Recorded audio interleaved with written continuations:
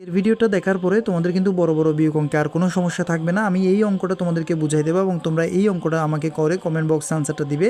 তো তার আগে আমরা এই অঙ্কটা কিভাবে সহজভাবে তোমাদেরকে বোঝানো যায় সেই চেষ্টাটা আমরা করব। তো একটু মনোযোগ সহকারে পুরো ভিডিওটা দেখবে। দেখো আমরা শুরু করছি।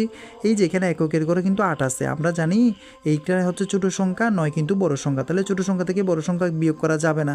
তখন কি করতে হবে, আমাদের এই যে বাম পাশ থেকে 1 কিন্তু আমাদেরকে ধার আনতে হবে।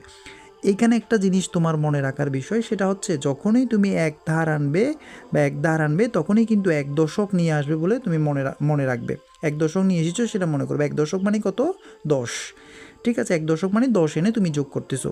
তো এইখান থেকে আমরা যদি 1 নিয়ে আসি, তাহলে এখানে আছে 8, তাহলে 1 নিয়ে আসি মানে আমরা 1 দশক এনেছি, তাহলে হচ্ছে 1 দশক মানে এটার সাথে 10 যোগ করতে হবে, তাহলে কত হবে? 18। এই 18 থেকে 9 যদি বিয়োগ করি তাহলে এখানে কত হবে? 9। ঠিক আছে, এখানে কত আছে আর এখানে কত আছে? এই জায়গায় আছে তোমার হচ্ছে 5। কত আছে? 5। কেন 5 আছে? কারণ এখান থেকে আমরা 1 দশক এখানে নিয়ে গেছিলাম। এখন দেখো এই যে সংখ্যা হচ্ছে 5, এই 5 থেকে কিন্তু 8 এটা বিয়োগ করা যায় না। তাইলে কি করতে হবে, আমাকে এখান থেকে এক ধার নিতে হবে। তো আমি এক ধার নিলে এখান থেকে 10 যোগ করতে হবে। কেন 10 যোগ করতে হবে? কারণ কথা হচ্ছে এই দুইটা সংখ্যার মধ্যে। ঠিক আছে, ভালোভাবে বুঝবা কিন্তু এই দুইটা সংখ্যার মধ্যে কথা হচ্ছে। তাহলে দুইটার মধ্যে এইটা একক, এটা দশক। তাহলে এই সেজন্য বলি যে এক ধার নিয়েছি মানে 1 দশক নিয়েছি। তো এখান থেকে যখন 1 দশক নিয়ে যাবো, অর্থাৎ এটার সাথে 5-এর সাথে 10 যোগ করতে হবে। তাহলে 5-এর সাথে 10 যোগ করলে কত হবে? 15 হবে। এই 15 থেকে 8 আমরা যখন বিয়োগ করবো তখন আমাদের থাকবে কত? 7।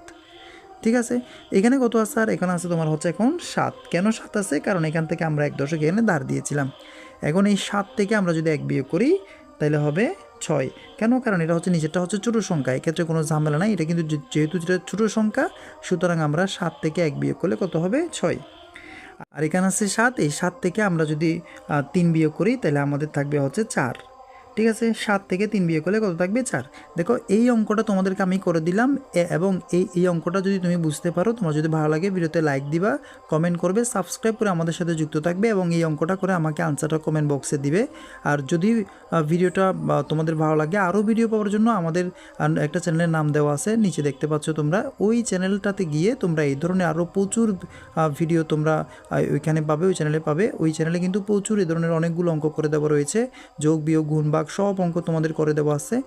এবং অবশ্যই তুমি এই চ্যানেলে গিয়ে আমাদের ভিডিওগুলো তুমি দেখে নিতে পারো। তো এই পরবর্তীতে কথা হবে। ধন্যবাদ সবাইকে, সবাই সুস্থ থাকবে, ভালো থাকবে।